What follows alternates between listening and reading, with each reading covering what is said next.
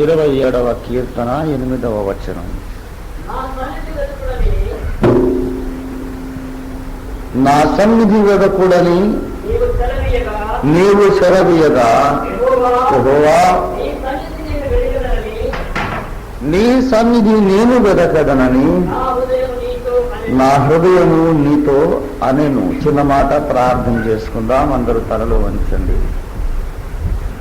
ప్రేమ కలిగిన మా పరిశుద్ధ పరమ తండ్రి, సర్వజ్ఞుడా, మమ్మల్ని ఎరిగిన మా గొప్ప ప్రభువా, మాలోని కలుషము, కల్మషము, బలహీనత, మా అభిలాష, మా వైఫల్యము అన్నీ క్షుణ్ణంగా బాహాటంగా ఎరిగి కూడా మమ్మల్ని ఇంకా ప్రేమిస్తూ ఉన్నా గొప్ప ఆశ్చర్యకరుడా, నీకు వందనాలు చెల్లిస్తూ ఉన్నా. ఉదయ కాలమున ప్రభువా, యవనస్తుల కూడికలో పాలు పొంది నీ దివ్య సందేశాన్ని వినడానికి నీ వాక్యమును ప్రేమించిన యవనస్తులు ప్రభు అనేకులుగా తరలి రావడాన్ని చూసి మిర్యాలగూడ పట్టణములో మీరు ఒక గొప్ప ఉజ్జీవమును ఉద్యమమును ప్రారంభించబోతున్నారని వివేచిస్తూ మిమ్మల్ని స్తుతిస్తున్నాను తండ్రి. ఉదయకాలమున మా అందరితోనూ మీరు మాట్లాడమని ప్రార్థిస్తున్నాం. కలిగి ఉన్నదేదో వాక్యము లేకుండా కలగలేదని సృష్టి ఆరంభము గూర్చి ప్రభువాన్ని లేఖనంలో చూస్తున్నాం. ఈనాడు మా జీవితంలో కూడా నీ వాక్యము లేకుండా ఏది కలగదని మేము గ్రహింపుకు నీ వాక్యము కొరకే వేచి చూస్తూ ఉన్నాం. మా జీవితమును సరిదిద్దడానికి, సరి చేయడానికి, ఆశీర్వదించడానికి, మమ్మల్ని నీకు ప్రయోజనకారులుగా చేయడానికి నీ వాక్యమే మాకు ఆధారం తండ్రి. నువ్వు మాట్లాడితే మేము చక్కబడతాం, సరిపడతాం, దిద్దుబాటు పొందుతాం. నువ్వు మౌనము రాయిస్తే మేము దారి తప్పిపోతాం తండ్రి. యవనస్తులమైన మేము నీ వాక్యమును బట్టి మా నడకను జాగ్రత్తగా చూసుకున్నట్లుగా నీ పరిశుద్ధాత్మ స్వరాన్ని ఇప్పుడు మీ లేఖనముల్లో నుండి మీరు మాకు వినబడి చేయమని ప్రార్థిస్తున్నాం. అల్పుడు, ఎన్నిక లేని వాడైన నీ సేవకుడు ప్రభు నీ పక్షముగా నిలబడి ఉన్నాడు. మీ దాసుని ఎత్తి పట్టుకోండి. మాతో మీరు మాట్లాడమని మీ వాక్యమును విరిచి లోతైన అగాధ స్థలముల వంటి లోతైన అనుభవములలోనికి నీ వాక్యములు కూడా మమ్మల్ని తీసుకువెళ్ళమని, శిఖరాగ్ర స్థాయికి మమ్మల్ని మహిమలో ఎక్కించమని యేసు నామములో అడుగుచున్నాను తండ్రి. ఆమేన్. ప్రభువునందు ప్రియమైన దేవుని బిడ్డలారా, ఈ ఉదయ కాలమున యవనస్తుల సమాజ కూడికలో పంచుకోవలసిన సందేశం ఏమిటని ప్రభువును అడుగుతూ ఉండగా, దైవ సన్నిధి అనే శ్రేష్టమైన అంశమును గురించి మాట్లాడమని పరిశుద్ధాత్మ దేవుడు నన్ను ప్రత్యేకంగా ప్రేరేపించి ఉన్నారు. చదివిన లేఖన భాగాన్ని కొంచెం గమనించండి. నా సన్నిధిని వెదకుడి అని నీవు సెలవీయగా, దేవుని సెలవు, దేవుని ఆజ్ఞ, దేవుని పిలుపు, దేవుని ఆదేశం అక్కడ కనపడుతుంది. It's a general call. ఒక వ్యక్తిని ఉద్దేశించింది కాదు. వెదకుడి అని బహువచనం వాడబడింది. ఎవరిని పిలిచాడు దేవుడు? ఒక మనిషిని కాదు, పేరు పెట్టి పిలవలేదు. దావీదు నీవు నా సన్నిధి వెదకమని చెప్పలేదు. అది జనాంతికంగా చెప్పాడు. ఊర్లో గుంపులో చెప్పేశాడు, నా సన్నిధిని వెదకుడి. దేవుని పిలుపులు సాధారణంగా గుంపులో అందరికీ సామూహికమైనవి కానీ మనకు సాధారణంగా కనబడుతూ ఉన్నాయి. వీళ్ళరా, ఒక ప్రాముఖ్యమైనటువంటి తలంపు, చిన్న తలంపును మీ దృష్టికి తెస్తాను. దేవుని పిలుపులు రెండు విధాలు. ఇంకా ప్రిసైజ్గా చెప్పాలంటే దేవుని పిలుపులో రెండు ఘట్టములు, రెండు స్టేజెస్, రెండు మెట్లు ఉన్నాయి. రెండు స్ఫియర్స్, రెండు పరిధులు అనేవి ఉన్నాయి. జనాంతికమైన పిలుపు ఒకటి, వ్యక్తిగతమైన పిలుపు ఇంకొకటి. జనాంతికంగా పిలిచింది. అసలు లోకంలో అందరికీ ఎవరెవరికి చెవులున్నాయో, ఎవరెవరికి ఆ స్వరం వినబడిందో వాళ్ళందరూ ఎవరికి వాళ్ళే అన్వయించుకోవచ్చు. ప్రయాసపడి భారము మోసుకొనుచున్న సమస్త జనులారా అన్నాడు. అది ఎవరికి పిలుపది? ఊరు పేరు కులం గోత్రం ఏమీ లేదు. ఎవరికి వినబడిందో, ఎవరికి చెవులున్నాయో వాడల్లా అనుకోవచ్చు నన్ను పిలిచాడని. నా పేరు పెట్టి పిలవలేదు కదా అని ఎవరు అనడానికి వీల్లేదు. అందరూ ఏమనుకోవచ్చు, నన్నే పిలిచాడు. అది జనాంతికమైన పిలుపు అన్నమాట. అంటే గుంపులో పిలిచేసేది రండి అని అనేసాడు అంతే.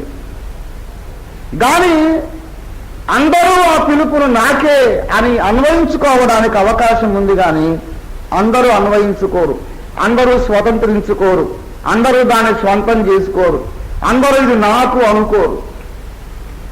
అందరినీ పిలిచాడు కానీ నన్ను కాదు అనుకున్నోళ్ళే ఎక్కువ. నన్నే పిలిచాడు అని ముందుకు దూకే వాళ్ళు తక్కువ.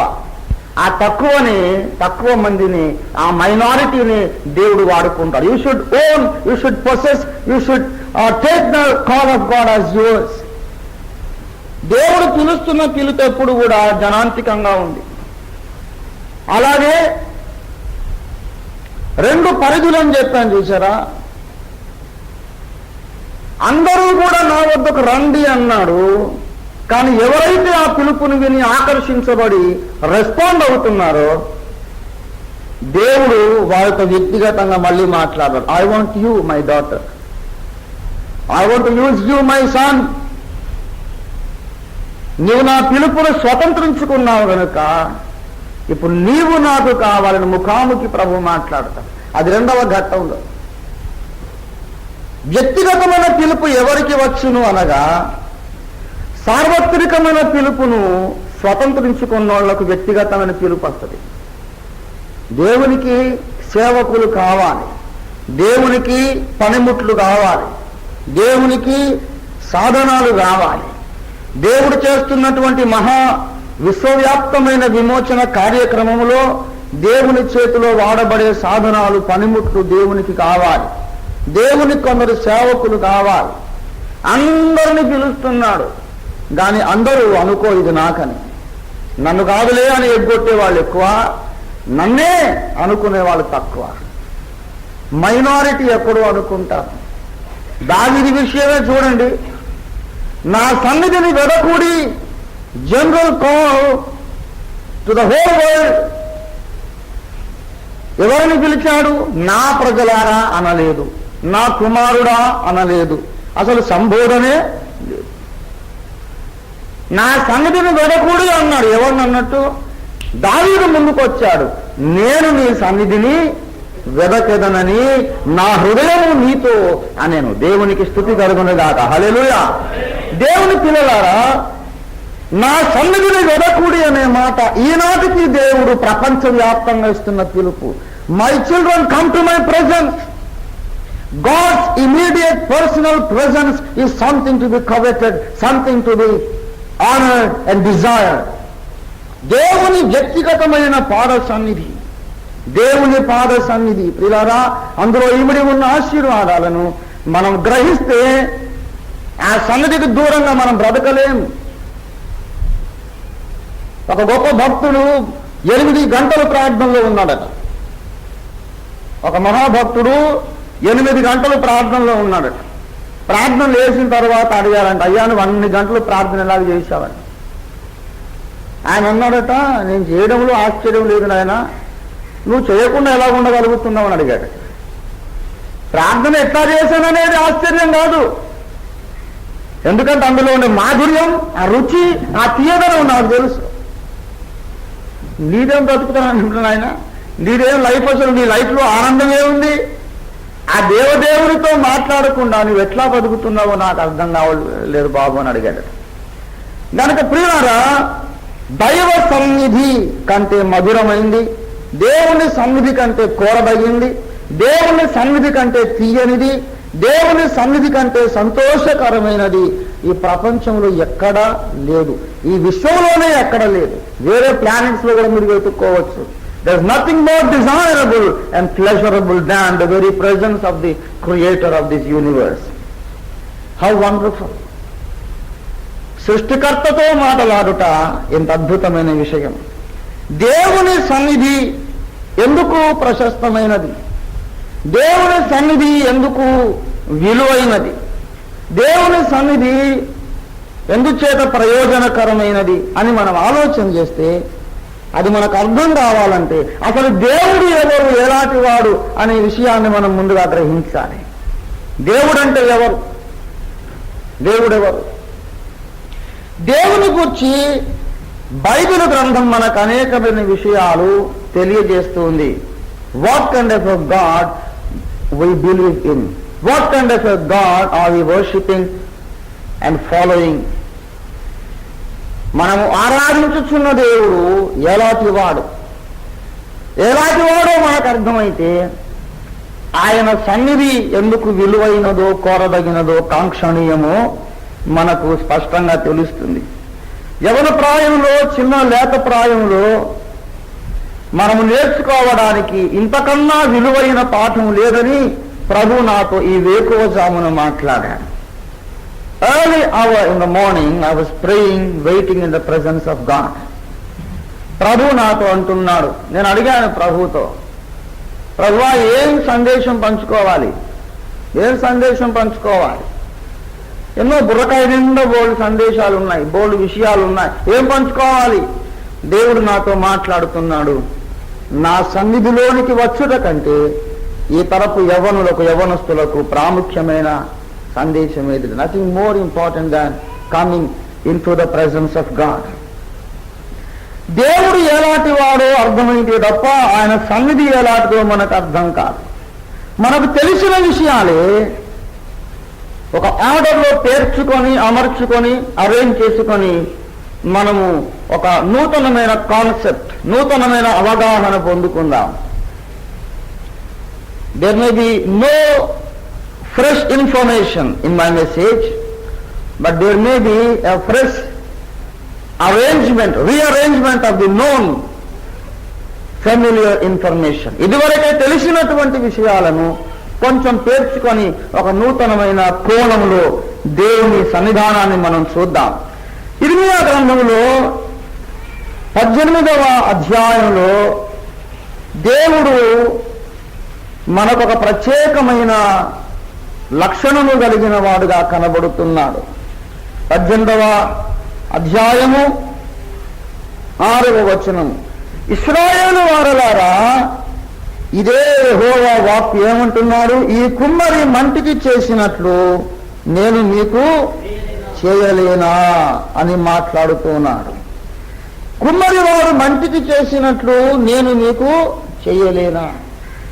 దేవుడు తన్ను తాను కుమ్మరితో పోల్చుకున్నాడు, మనల్నేమో జిగట మంటితో పోల్చాడు. యెషయా ప్రవక్త కూడా అదే మాట అన్నాడు. 64వ అధ్యాయం 8వ వచనములో, యెహోవా నీవే మాకు తండ్రివి, మేము జిగట మన్ను. చాలు, మనమందరమును జిగట మన్ను, ఆయనేమో కుమ్మరివాడు అట. దేవుని బిడ్డలారా గమనించండి, జిగట మంటిని ఓ గంపలో పెట్టుకొని ఊరంతా తిరగండి, జిగట మన్ను ఎవరన్నా కొంటారా అని. ఎవరు కొనరు. పిచ్చి పట్టిందే బాబు, మట్టి ఎక్కడ పడితే అక్కడ దొరుకుతుంది. మట్టి అమ్ముతావా? మేము కొనాలా? చెవుల్లో పూలు ఏమన్నా కనపడుతున్నాయా బాబు? మేము పిచ్చోళ్ళం అనుకున్నావా? జిగటమన్ను అమ్ముతావా? అందరూ నిన్ను గేలి చేస్తారు. ఆ జిగటమంటినే తీసుకెళ్ళి ఓ కుమ్మరి వానికి ఇవ్వు. ఆ కుమ్మరి వాడు దాంట్లో బంగారం కలపడు, వెండి కలపడు, ఏం కలపడు, మట్టే. కానీ దాన్ని ఒక ఆకారానికి రాస్తాడు. అంతకుముందు మట్టే, ఇప్పుడు మట్టే. ఓ కుండ ఆకారం అయ్యాక దాన్ని కాల్చిన తర్వాత ఆకారము, దాని ఆకారం అలాగా కన్ఫర్మ్ అయిన తర్వాత అప్పుడు నెత్తిని పెట్టుకుని తిరగండి, ఊరంతగా పడతారు, నాకు కావాలి, నాకు కావాలి. విలువ లేనటువంటి మట్టి తర్వాత ఏమైంది? విలువైన మట్టిగా మారింది. ఆకారము లేని మట్టి తర్వాత ఆకారము కలిగిన మట్టిగా మారింది. కారణం the touch of the potter. కుమ్మరివాని చేతులు ఎప్పుడు ఆ మట్టిని ముట్టుకున్నాయో దానికి ఆకారం వచ్చింది. దేవుని బిడలారా, ఆకారము లేని మన బ్రతుకుకు ఆకారం ఇచ్చే కుమ్మరి యేసయ్య. విలువలేని బ్రతుకుకు విలువనిచ్చేవాడు యేసయ్య. యేసు చేతులు నిన్ను తాకక ముందు నీ బ్రతుకు విలువ లేదు. యేసు చేతులు తాకిన తర్వాత నీకు విలువ వస్తుంది. యేసు చేతులు తాకక ముందు నీకు ఆకారం లేదు, నిరాకారం, శూన్యం నీ బ్రతుకు. యేసు తాకిన తర్వాత నీ బ్రతుకుకు ఒక ఆకారం వస్తుంది. చాలా కాలము క్రిందట నేను ప్రభువుతో ఏకాంతంగా ఎక్కువ మాట్లాడుతూ ఉన్నటువంటి సందర్భంలో ఒకసారి ఒక ట్రైన్లో, రైల్వే కంపార్ట్మెంట్లో ప్రయాణం చేస్తున్నాను. అర్ధరాత్రి వేళ నిద్రపోవాల్సిన సమయం. పరిశుద్ధాత్మ దేవుడు నన్ను వీపు మీద కొట్టి లేపాడు. ఇది పడుకోవాల్సిన సమయం కాదు, లే అని. నాది మిడిల్ బెర్త్ అన్నమాట. లేచి కూర్చుంటే పైన నెత్తిలో ఊరుతుంది. ఎక్కడ మోకరిద్దామని ఆశ, మోకరించాలంటే అవకాశం లేదు. సరే, నేను వెళ్ళి ఆ గుమ్మంలో, డోర్లో నిలబడ్డాను. దేవుని ఆత్మ బలంగా నా మీదికి వచ్చి అనేక విషయాలు మాట్లాడడం మొదలుపెట్టాడు. నాకు బాగా గుర్తు, దేవుడు నాతో మాట్లాడుతున్నటువంటి మాటలు నాకు ఇంకా జ్ఞాపకం. నా కుమారుడా, నేను నిన్ను తాకక మునుపు నీ బ్రతుకేలా ఉండింది, నేను తాకిన తరువాత నీ బ్రతుకేలా మారిందని ప్రభు నాతో మాట్లాడడం మొదలుపెట్టాడు. అప్పుడు సందర్భం ఏమిటంటే, దేవుని కృపను నాకు కావాలని కోరుకుంటున్న సందర్భం. I had never needed the grace of God before as much as I needed on that day. ఆ రోజు నాకు దేవుని కృప ఎంతో అవసరం. చాలా చిక్కు సమస్యలలో ఉన్నా. ఆ సమయంలో ప్రభు మాట్లాడి తన్ను గురించి తాను ఎన్నో బయలుపరుచుకున్నప్పుడు ఒక పాట రాశాను. నమ్మదగిన దేవా నిత్యుడవు యెహోవా, నమ్మదగిన దేవా, స్తుతికి పాత్రుడా, సత్యవంతుడా, నా ప్రాణనాథుడా. స్తుతికి పాత్రుడా, సత్యవంతుడా, నా ప్రాణనాథుడా. నమ్మదగిన దేవా నిత్యుడవు యెహోవా, నమ్మదగిన దేవా. భూనభములు మారిన మారని కరుణామయ, భూనభములు మారిన మారని కరుణామయ, తరిగిపోని పెన్నిధి గద నాకు నీ మహాకృప, తరిగిపోని పెన్నిధి గద నాకు నీ మహాకృప. నమ్మదగిన దేవా నిత్యుడవు యెహోవా, నమ్మదగిన దేవా. నా జీవితాన్ని గురించి నేను మాట్లాడుకుంటూ పోతే విలువలేని బ్రతుకు, నా బ్రతుకును గురించి నేను ఆలోచన చేస్తూ, ఒక రాయి ఉందనుకోండి, ఒక మాట, ఒక నల్లరాయిని గంపలో పెట్టుకుని ఊరంతా తిరగండి. ఎవరన్నా కొంట నల్లరాయి? నల్లరాళ్ళు బోల్డ్ ఉన్నాయి సార్ లోకంలో, మా ఊరు నిండా రాళ్లే, ఎవరు కొంటారు? ఆ నల్లరాయి ఒక శిల్పకారునికి అప్పగించండి. ఆ శిల్పకారుడు ఉలి సుత్తే దాని మీద ఉపయోగించి ప్రయోగించి దాన్ని కొట్టి కొట్టి కొట్టి కొట్టి దాని ఒక అందమైన శిల్పంగా తయారు చేస్తారు. అది రాయే, బంగారం కాదు. కానీ ఇంతకుముందు ఆకారము లేని రాయి ఇప్పుడు ఏమైనా ఆకారం వచ్చిన రాయి. ఊళ్ళో తిరగండి, మళ్ళీ అందరూ నాకు కావాలి వేలం పాట పాడి రేటు పెంచేస్తారు. ఆ విషయం జ్ఞాపకం వచ్చి ఈ చరణం రాశాను. శిల సమానమైన నా విలువలేని బ్రతుకును, శిల సమానమైన నా విలువలేని బ్రతుకును, రమ్యముగను మలచినావు పరమ శిల్పకారుడా.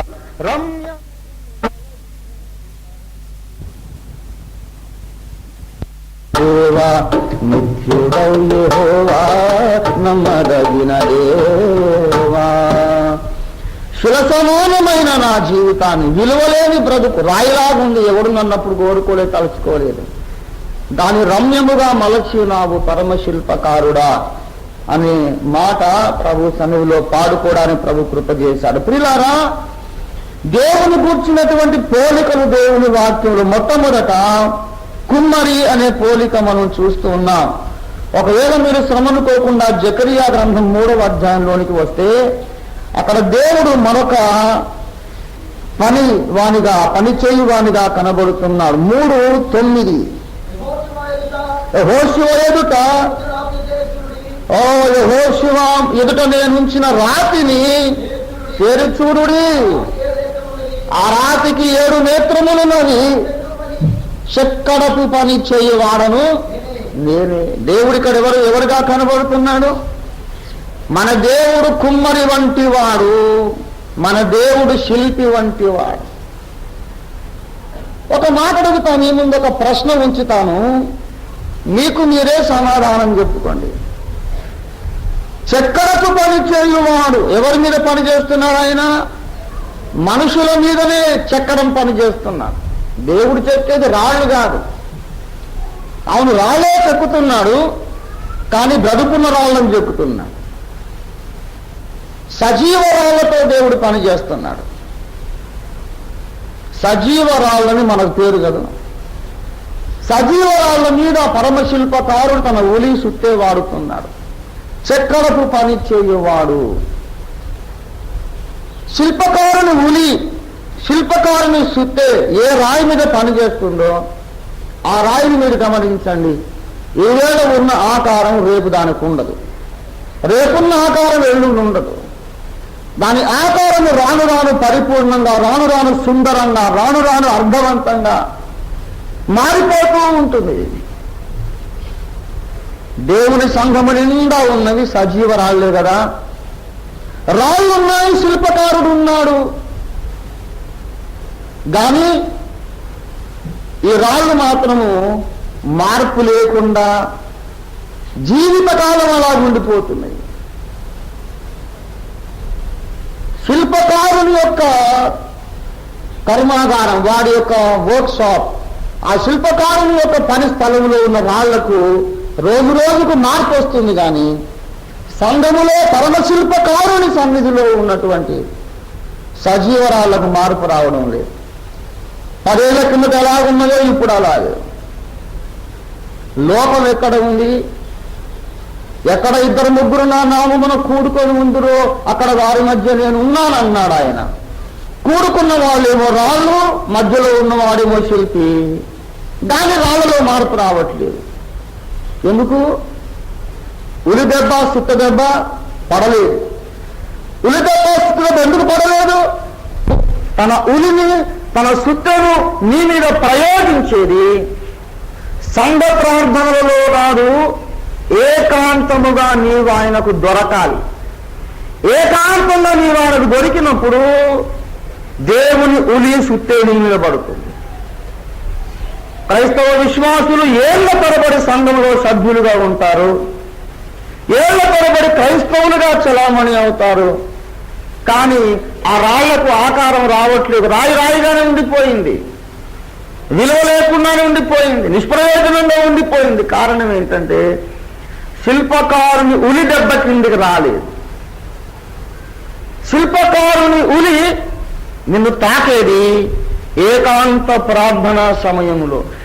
నువ్వు జీవితకాలం క్రిస్మస్ పండుగలు చెయ్యి, జీవితకాలం దేవునికి లక్షల కొద్ది కానుకలు ఇవ్వు, జీవితకాలం సేవ పేరుడు ఏదేదో ప్రయాసపడు, నీవెంతైనా చేయగాక నీ బ్రతుకు అధిక మహిమలోనికి మారాలంటే దేవునికి నువ్వు ఒంటరిగా దొరకాలి.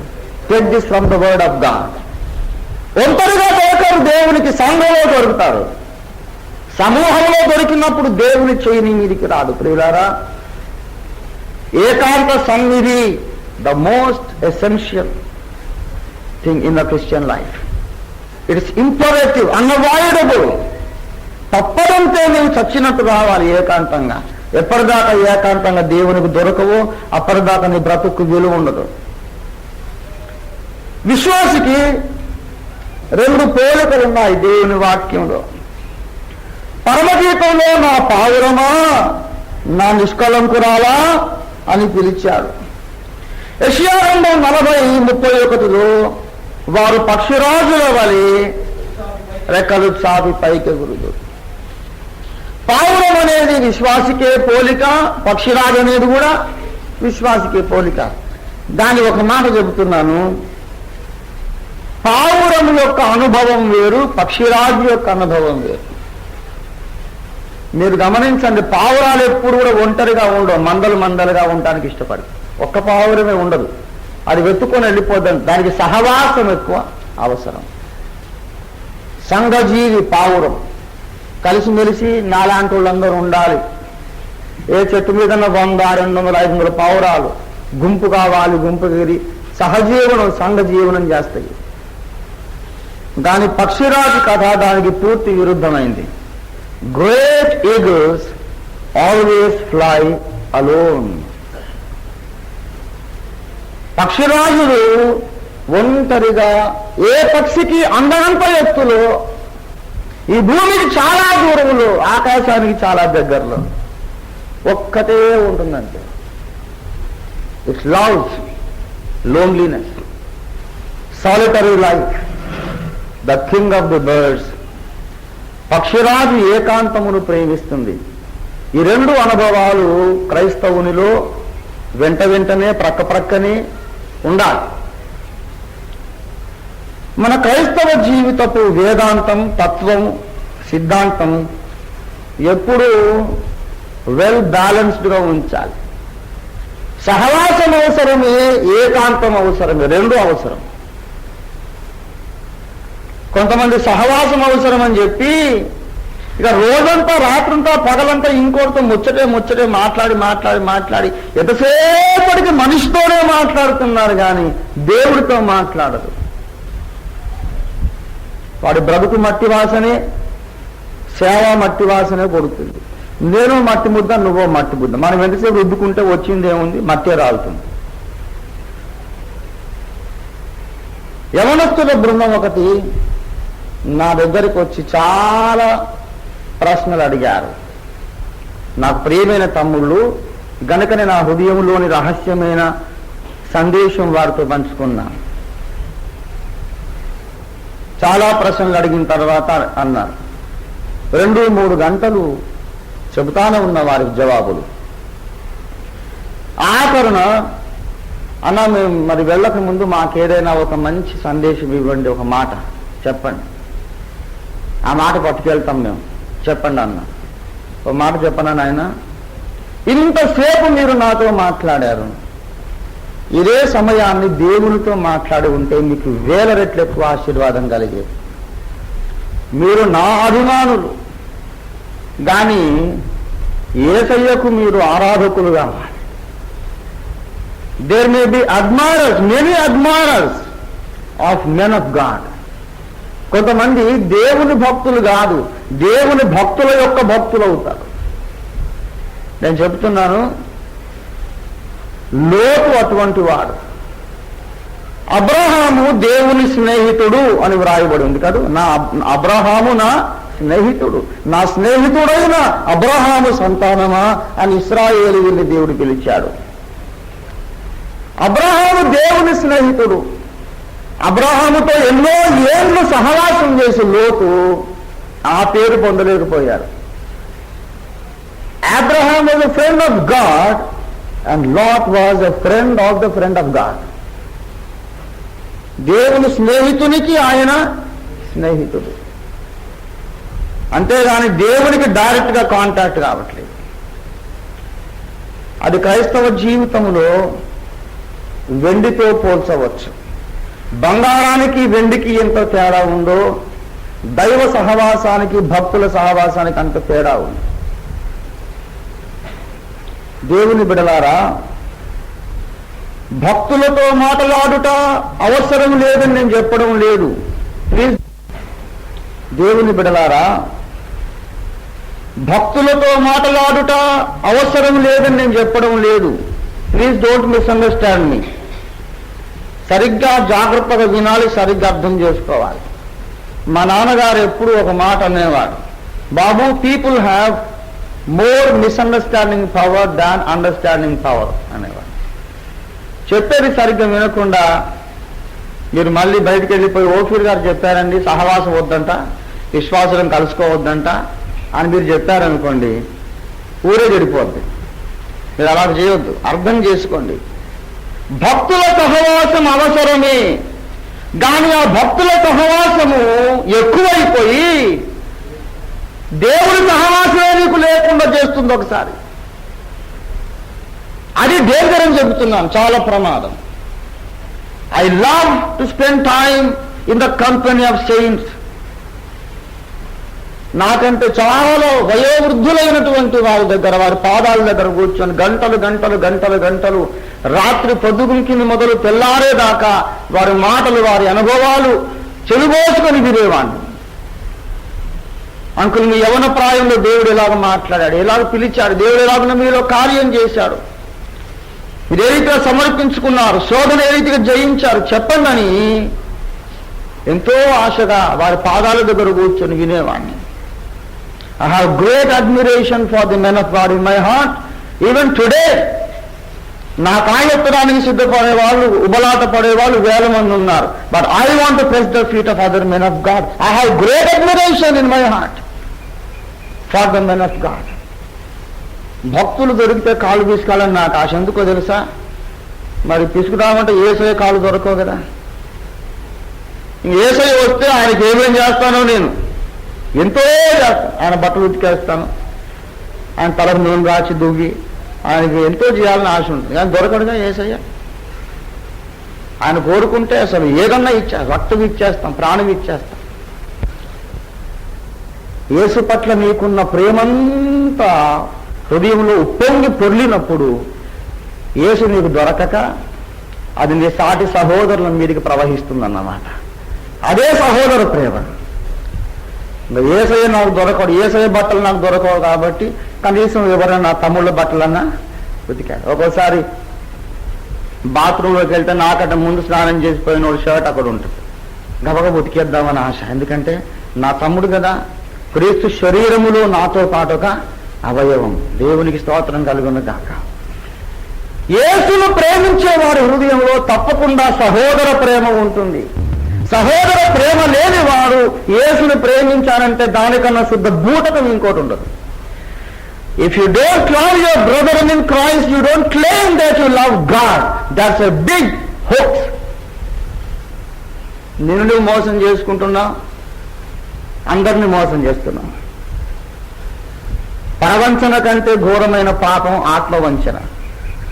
లోకాన్ని మోసం చేసేటోడు ఒక మూర్ఖుడు, తను తానే మోసం చేసుకున్న బుద్ధిహీనుడు కూడా ఉంటాడు. అలాగ మనం చేయొద్దు. తన సహోదరుని ప్రేమించనివాడు, సహోదర ప్రేమ లేనివాడు, ప్రేమ లేనివాడు అసలు దేవుని ఎరుగడు అని రాయబడింది. He does not know God. సహోదర ప్రేమ ఉండాలి, సహోదర సహవాసం ఉండాలి. మనతో పాటు యేసు రక్తములో కడగబడి విమోచింపబడిన భక్తుల సమాజం మనకు కావాలి. వారి అనుభవాలు మనం వినాలి, మన అనుభవాలు వారు వినాలి. Desperately we need the company of saints. ఆదిమ విశ్వాసులు వారు అపోస్తలుల కార్యాలు 2:42 ప్రకారం అపోస్తలుల బోధయందును, సహవాసమందును, రొట్టె విరుచుట యందును, ప్రార్థన చేయుట యందును ఎడతెగక ఉండిరి. They continued steadfastly. English rendering, I love very much. They continued steadfastly in the fellowship of saints. వీరు సమాజముగా కూడుట మానక ఆజ్ఞది. Never neglect the assembly of the saints. పరిశుద్ధుల సహవాసం కావాలి. కానీ ఈ రోజుల్లో సహవాసములో ఉండాలి అనే బోధ ఎక్కువైపోయింది. దేవునికి నువ్వు ఒంటరిగా దొరకాలి అనే బోధ తక్కువైపోయింది. అందుకే రాళ్ళు బతుకాలం ఉన్నా అవి శిల్పకారుని కార్ఖానాలోనే ఉన్నాయి, కానీ ఆకారం రాకుండానే ఉన్నాయి. దేవుడు చెక్కిన శిల్పాలం మనం అంటారు. ఎఫెసీ పత్రిక 2వ అధ్యాయం ఆ బ్యూటిఫుల్ రెండరింగ్ ప్రెజెంటేషన్ మనం చూద్దాం. ఎఫెసీ పత్రిక 2వ అధ్యాయం 10వ వచనం. మనము వాటి యందు నడుచుకొనవలెనని దేవుడు ముందుగా సిద్ధపరిచిన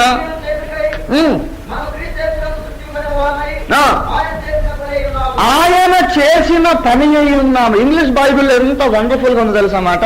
we are the workmanship of God. We are the workmanship of God. దేవుని శిల్పకారుని పనితనమై ఉన్నాము. దేవుని నైపుణ్యం, దేవుని నిపుణత, దేవుని శిల్ప చాతుర్యం అంతా మనకి చూపెట్టాడు. మనమందరము దేవుడు చెక్కిన శిల్పాలమన్నమాట. ఇంకో మాటలో చెప్పాలనుకుంటే మనము దేవుడు చేసిన పని అయి ఉన్నాం. మనము ఆయన చేతి పని అయి ఉన్నాం. అంటే అర్థం ఏంటంటే మనమందరము దేవుడు చెక్కిన శిల్పాలమై ఉన్నాం. శిల్పకారుని కార్ఖానా దేవుని సంఘం. శిల్పకారుడు ఉన్నాడు, రాళ్ళు ఉన్నాయి, ఉలి ఉంది, సుత్తె ఉంది, అంతా ఉంది. కానీ చెక్కడం పని జరుగుతున్నట్టేమీ లేదు.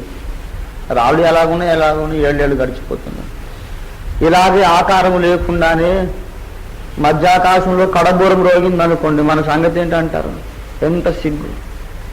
పరలోకానికి పోయాక నేను ఎక్కడ ఇమిడ్చాలి? ఆయన ఎక్కడ పెట్టినా నువ్వు ఇమడవు. ఆకారం లేని రాయిది. ఆ స్థితి నువ్వు తెచ్చుకోవద్దు. కోరుకోండి, దేవా నీ ఉలి నా మీద ప్రయోగించు, నీ చెయ్యి నా మీదకి రాని, నన్ను మార్చు, నన్ను మలుచు నాయన. దేవునికి స్తోత్రం కలుగునుగాక. హల్లెలూయా. సంఘము దేవుడి శిల్పకారుడైతే దేవుడి సన్నిధి శిల్పకారుని కార్ఖానా. దేవుడు కుమ్మరివాడైతే ఏకాంత ప్రార్థనా గది కుమ్మరివాణి సారే. ఒకవేళ కుమ్మరివాడు అనుకో, అప్పుడు ఏకాంత ప్రార్థనా గదిని ఏమనుకోవాలి? కుమ్మరివాణి సారే. పాట పాడుకుంటాం, గుర్తుందా? సర్వచిత్తంబు నీదేనయ్యా, స్వరూపామీచు కుమారివే. సర్వచిత్తంబు నీదేనయ్యా, స్వరూపామీచు కుమారివే. సారే పైను మరుటినయ్యా, సరి అయిన పాత్రం దేవుమయ్యా. సర్వేశ్వరానే రిత్తుడను, సర్వరాయుల్ని సేవింతును. సర్వచిత్తం నీరేనయ్యా, స్వరూపాన్ని చుక్కుమారి. సారెపై ఉన్న మంచినయ్యా పాడుతున్నాం. దాని సారెపై నువ్వు ఉన్నావా అని నా ప్రశ్న. లక్షలాది మంది క్రైస్తవులు పాడుతున్నారు సారెపై ఉన్న మంటినయ్యా. ఈ లక్షల మందిలో పాడుతున్నటువంటి కోట్ల మందిలో నిజంగా దేవుని సారె మీద ఎందరున్నారు? దేవుని సారె మీద నువ్వు ఉంటే నీ బ్రతుకు ఆకారం ఎందుకు మారడం లేదు? నీ విశ్వాసం ఎందుకు అభివృద్ధి పొందడం లేదు? అధిక మహిమలోనికి ఎందుకు నువ్వు రావడం లేదు? యేసు పోలిక నీలో నానాటికి ఎందుకు నువ్వు సంతరించుకోవట్లేదు? శిల్పకారుని చేతులు ఏమన్నా పడిపోయినాయా? కాదు. The hands of the potter are still mighty and powerful and capable. కుమ్మరివాడి చేతులలో శక్తి లోపం లేదు. సారె ఉంది, కుమ్మరివాడున్నాడు, చేతులు రెడీగా పెట్టుకున్నాడు. మట్టి ముద్ద అక్కడ కూర్చోవడానికి ఇష్టపడడం లేదు. సమస్య ఏంటంటే ఆ మట్టి ముద్దకు ప్రాణం ఉంది, ఆ మట్టి ముద్దకు మెదడు ఉంది, ఆ మట్టి ముద్దకు లాజిక్ తర్కం ఉంది, ఆ మట్టి ముద్దకు సొంత చిత్తం ఉంది. మన మట్టి ముద్ద మేము జిగటమన్నయి ఉన్నాము అన్నాడు కానీ పోలికే కానీ మట్టికేమో మెదడు లేదు, వీడికేమో మెదడు ఉంది. మట్టికేమో స్వచిత్తం లేదు, వీడికి స్వచిత్తం ఉంది. ఉన్నది కనుకనే ఇప్పుడు సమస్యగా ఉంది. దేవుడు మనకు మెదడు పెట్టింది, అసలు ప్రాబ్లం అయిపోయింది. దేవుని బిడ్డలారా, దేవుని అధికారమునకు లోబడలేకపోతున్నందు చేత సారే దిగి నడిచిపోతున్నాయి మట్టి ముద్దలు. దేవుడు ఆ మట్టిని ఊరు బయట నుంచి పట్టుకొచ్చి పిసికి నలిపి దానికి కలిపి దాంట్లో ఉండే రాళ్ళు రప్పలు పీచు నాసు నార మొత్తం తీసేసి చక్కగా కలిపి దాన్ని పెట్టి దేవుడు పక్కకు తీసుకొని కర్ర తీసుకుంటాడు. దాన్ని గిరగిర తిప్పాలి కదా, మట్టి ముద్ద పెట్టి కర్ర తీసుకునేసరికి ఇది ఉండదు ఇక్కడ. సరే ఇప్పుడే మట్టి ముద్ద పెట్టానే, ఇప్పుడు ఏమైంది? అది ఆమెలకు పోయి సార్ ఇక్కడ ఉన్నా నేను, ఎందుకంటే ఇక్కడ ఉండేదే బాగుంటుందని నేను అనుకున్నాను. ఆయన నీ ముఖం అంట, నువ్వు అనుకోవడం ఏంట్రా, నేను పెట్టిన కాడు ఉండాలి కానీ నువ్వు అనుకోవడం ఏంటి అంటే నాకు ఇక్కడ తోసింది ప్రార్థన చేస్తుంటే ప్రేరేపణ వచ్చిందంట. అడిగి ఏం ప్రేరేపణ? నీ ముఖం ప్రేరేపణ. దేవుడు నాకు ఉండమన్న చోట ఉండాలి. We have many unformed vessels in the church.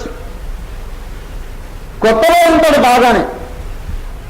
కుమ్మరివాణి ఇంటికి నేను ఎప్పుడు స్పెషల్గా వెళ్ళాను. నేను పరిశోధకుని, పుట్టిందే చాలా కుతూహలంతో పుట్టా. అన్నీ తెలుసుకోవాలి, చూడాలి, వినాలి. ఎప్పటికీ విద్యార్థిని, ఎప్పుడు కూడా పరిశోధకుణ్ణి, ఎప్పుడు అన్వేషకుణ్ణి. నేను చెప్పాను కదా గత రాత్రి, there is no finality in my knowledge. There is a finality in my decision to always acquire higher level of knowledge, to be always open for further enlightenment. ఇంకా ఎక్కువ వెలుగు ఎవరినిస్తే అందుకుందామని ఎప్పుడు కళ్ళు చెవులు తెరుచుకొని ఉంటాను. అదే నా స్థిర తీర్మానం. ఎంతో తెలిసిపోయిందని కాదు, తెలియదనుకో, తెలిసిన కాదు కదా గట్టిగా పాటిద్దాం. ఇంకా ఎక్కువ తెలిసిన వాడు ఉంటే సార్ చెప్పండి అని నేర్చుకుంటాం. నాకంటే ఎక్కువ తెలిసిన వాడి దగ్గర విద్యార్థిని, నాకన్నా తక్కువ తెలిసిన వాడికి నేను గురువును విద్యార్థిని ఏకకాలంలో. ఎవరి దగ్గర విద్యార్థిగా ఉండనక్కర లేకుండా గురువుగా మాత్రమే ఉండేవాడు ఈ విశ్వం అంతటిలో యేసు ఒక్కడే, ఓన్లీ జీసస్ క్రైస్ట్. అయితే ఎందుకు చెబుతున్నానంటే, ఆ కుమ్మరివాణి ఇంటికి చాలా సార్లు పోయి అదే పనిగా నిలబడి చూశాం. మోస్ట్ ఇంట్రెస్టింగ్ థింగ్, మీరు ఎప్పుడన్నా చూసారా? చాలా అద్భుతంగా ఉంటుంది కదా. అయితే ఒక మట్టి ముద్ద కుండగా ఆకారానికి రావడానికి ముందు పలుమార్లు ఈయన మళ్ళీ ఆ కర్ర తీసుకుంటాడు, మళ్ళీ గిరగిరా తిప్పుతాం. ఎందుకో తెలుసా? ఆ పోటర్స్ వీల్, కుమ్మరివాణి సారి తిరిగే వేగం తక్కువైనప్పుడు ఈ ఒత్తిడి సరిగ్గా అప్లై కాదు. వేళ్ళు, అసలు ఆ వేళ్ళు అందులో ఏం టెక్నిక్ ఉందో వాడికే తెలుసు. అది ఒత్తుకుంటూ వస్తాడు సరిగ్గా. ఆ ఒత్తేటప్పుడు తెలుస్తుంది నేను పెట్టే ప్రెషర్ సరిగా అప్లై కావడం లేదు, ఎందుకంటే స్పీడ్ తక్కువైంది. మళ్ళీ కర్ర తీసుకుంటాడు, మళ్ళీ గిరగిరా తిప్పుతాడు. అందుకున్న వేగం, అందుకోవాల్సిన వేగం అందుకున్నాక కర్ర పక్కన పెట్టి మళ్ళీ కుండ సగం తయారైంది. ఇప్పుడు మళ్ళీ స్పీడ్ తక్కువైందని మళ్ళీ కర్ర అందుకోవడానికి వెనక్కి తిరిగాడు. మళ్ళా కర్ర అందుకునేసరికి ఈ సగం కుండ దిగి నడిచి వెళ్ళిపోయింది. I have seen many people working in the field who are unformed vessels. దేవుడు ఆ పాత్రను సంపూర్ణముగా ఇంకా తయారు చేయలేదు. సగం చదువు నేర్చుకున్నారు, సగం పాఠం నేర్చుకున్నారు, సగం రూపం వచ్చింది, సగంలో దానికి ఓపిక లేదు. దేవుడు నేర్పడం ముగించేదాకా కూర్చునే ఓపిక లేదు. విద్యార్థికి చాలా ఓపిక ఉండాలండి. విద్యార్థికి ఏముండాలి? చాలా ఓపిక ఉండాలి, లేకపోతే కుదరదు. పాతకాలం గురుకులంలో అసలు వాడు చేరిన తర్వాత మొదట 1 సంవత్సరం పాటు ఏం చెప్పడు చదువు. రోజు పొద్దున్నే అడవికి వెళ్ళి కట్టెల మోసుకొని గురువు గారు ఎప్పుడు పాఠం చెబుతాడో అని ఈయన చెవులంతా రెక్కించి ఎప్పుడు ఒళ్ళంతా చెవులు చేసుకొని కూర్చోడు. ప్రతి మార్నింగ్ ఉదయం గురువు పిలుస్తాడు, బాబు గారా ఇవాళ పాఠం చెప్తాడు కాబట్టి గురువు గారని చెప్పి చాలా సంతోషంగా వస్తాడు. వచ్చి కూర్చున్నాక రేంద్ర కూర్చున్నావు, కట్టెలు తీసుకురాపోమంటాడు. గురువు గారు చెబితే బాగుండును అని ఆశ ఉన్నంత కాలం చెప్పడు. ఇక నా బతికింటే మా నాన్నగారు తెచ్చి గురుకులంలో వదిలేసి వెళ్ళిపోయారు, ఈ కట్టెలు మోయడం, నీళ్లు తోడి పెట్టడం, బట్టలు ఉతికేసడం, అమ్మగారి సేవ చేయడం ఇదే కాబోలు నా బతుకు అనుకుని వాడు కొరికి పాటలు పడుతున్నప్పుడు అప్పుడు పిలుస్తాడు. ఓపిక లేని ఇదంతా ఏంటో తెలుసా? చదువు పట్ల వీనికి ఎంత ఆశ ఉందో పరీక్ష అన్నమాట.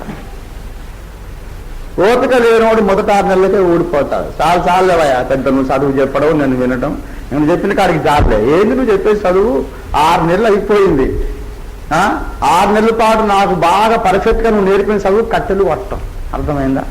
ఇదిగో ఈ చదువు చాలు, నేను ఏదో కట్టెలు కొట్టుకొని బతుకుతా కానీ నీకు నీ చదువుకో దండం నాయన, బలే దొరికినావు లేదు గురువు అని 4 దిట్టి వెళ్ళిపోతాడు. ఇక వాళ్ళ బతికి ఎక్కడ ఆగిపోతుంది? కట్టెలు కొట్టే కాడ ఆగిపోతుంది.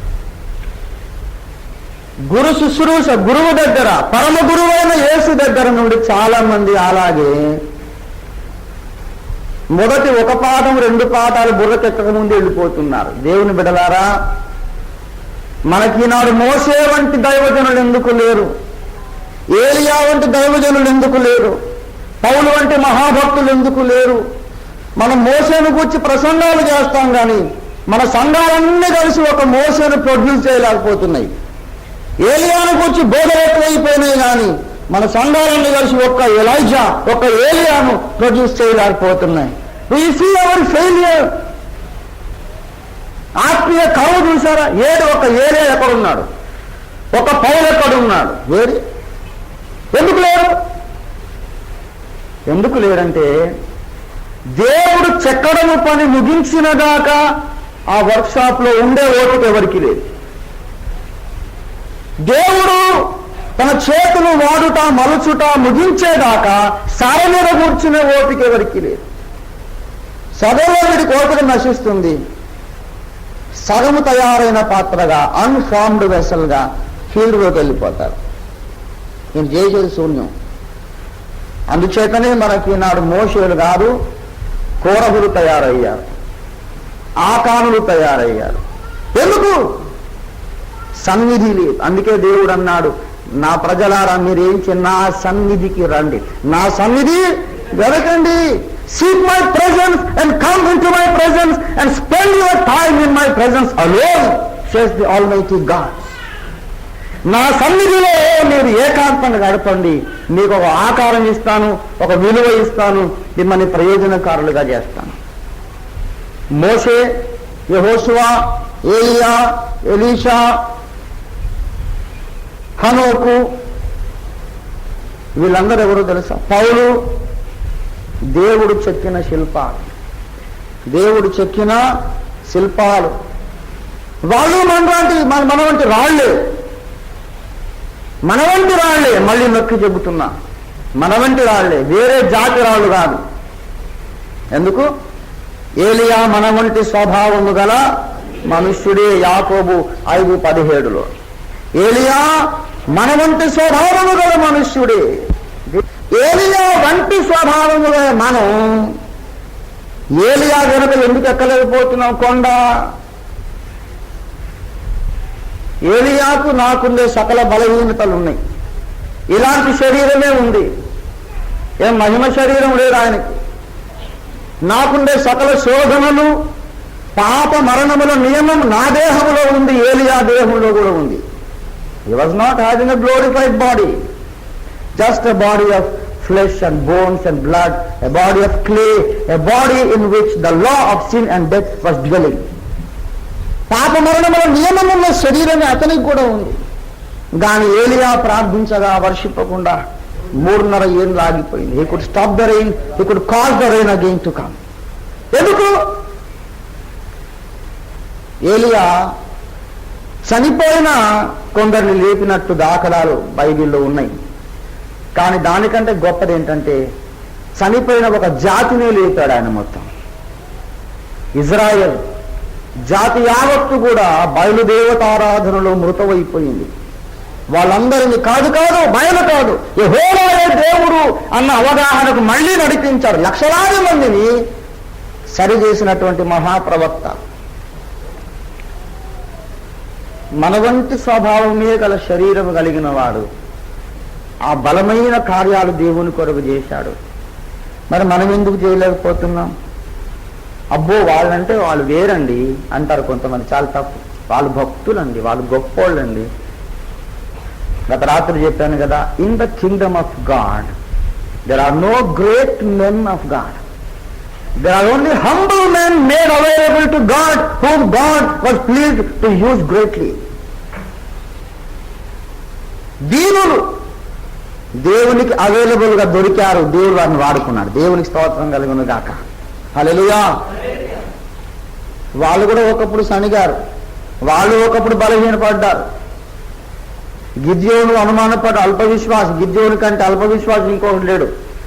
ఓ ససేమిరా ఓ పట్టాన్ని నమ్మడంలో దేవుడికి పరీక్షలు పెట్టి పెట్టి పెట్టి దేవుడు ఎంత ఓపికగా అన్ని సూచనలు నెరవేర్చి అతని విశ్వాసాన్ని బలపరిచి వాడుకున్నాడు.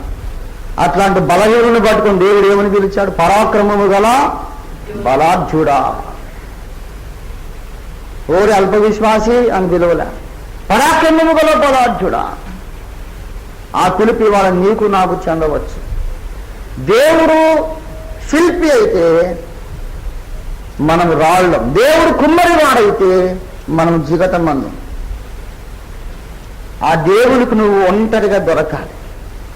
దేవుడు కుమ్మరివాడైతే కుమ్మరివాని సారేది ఏకాంత ప్రార్థన సన్నిధి. నువ్వేం చేయొద్దు. రోజుకు 1 గంట సేపు 60 నిమిషాలు ఒక ఏకాంతమైన గదిలోకి వెళ్ళిపోయి తలుపులు బిడాయించుకొని లోపల ఏమీ ఉండదు, మంచినీళ్ళకు ఉండదప్ప. దేవుని గ్రంథం తీసుకెళ్ళి అక్కడికి 1 గంట సేపు దేవుని ముఖంలోకి చూడు, గ్రంథంలోకి చూడు. దేవుని ముఖంలోకి చూడు, గ్రంథంలోకి చూడు. చెప్పాలనిపిస్తే దేవునికి ఏమైనా చెప్పాలంటే చెప్పుకో ఫ్రీగా. ఆయన ఏమన్నా చెబితే నోరు మూసుకొని విను. Just spend time alone with God 1 hour in a day and you shall watch the wondrous change that comes in your life. నీకు తెలియకుండా మారిపోతాం. నీ ఆలోచన ధోరణి మారిపోతుంది, నీ వొకాబులరీ మారిపోతుంది, నీ విశ్వాసం అభివృద్ధి పొందుతుంది, నీ హృదయాంతరంగం పరిశుద్ధం అయిపోతుంది. అరే నాకేమవుతుందని నువ్వే ఆశ్చర్యపడతావు. Because you are made available on the potter's wheel. ఒంటరిగా దేవుని దగ్గరికి వెళ్లకుండా నువ్వేం పొందలేవు. Don't waste your time that way. ఆయన కంసాలి వాణి, ఆయన శిల్పకారుని వంటి వాడు, ఆయన కుమ్మరి వంటి వాడు, ఆయన కంసాలి అగ్ని వంటి వాడు. గనక దైవ సన్నిధి అంటే అర్థం ఏంటి? కంసాలి వాణి సన్నిధి వెదకండి. దేవునికి స్తోత్రం కలుగును గాక. జిగటమంటి ముద్దలారా కుమ్మరి వాణి సారి వెదకండి, కుమ్మరి వాణి సన్నిధి వెదకండి. ఆకారము విలువ లేని నల్ల రాళ్ళారా మీరేం చేయండి? శిల్పకారుని సన్నిధి వెదకండి.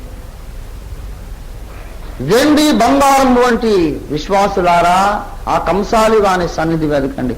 ఆయన ఏం చేస్తాడంట? నిర్మలము చేయవాడైనట్లు మిమ్మల్ని పరిశుద్ధపరచు యెహోవాను నేను. మనంతలో మనం పరిశుద్ధులం కాలే. ఒక మాట చెప్తున్నా, చాలా మంది యవనస్తులు పరిశుద్ధులం అవుదామని ప్రయత్నం చేస్తున్నారు, కాలేకపోతున్నారు. They have become miserable in their life. చాలా మంది యవనస్తులు, మీరు నా దగ్గరికి వస్తే మా ఆఫీస్లో మీకు బోల్డ్ ఉత్తరాలు ఉంటాయి అన్న, మీ దగ్గరకు వచ్చాక అసలు జయ జీవితం అంటే మేము నేర్చుకున్నామని ఉత్తరాలు రాసిన వాళ్ళు బోల్డ్ మంది ఉన్నారు. నూతనముగా రక్షింపబడిన యవనస్తుడు పాపమును ద్వేషిస్తాడు, పరిశుద్ధునిగా ఉండాలని కాంక్షిస్తాడు, పరిశుద్ధతను ప్రేమిస్తూ ఉంటాడు, పరిశుద్ధంగా జీవించాలని ప్రయత్నం చేస్తాడు.